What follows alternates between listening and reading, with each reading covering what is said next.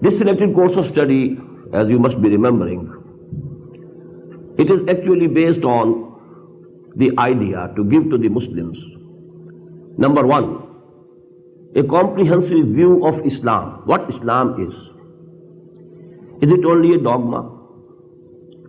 Or does it comprise of some modes of worship only? Does it have some rites and rituals and social customs only? Or it is a full code of life?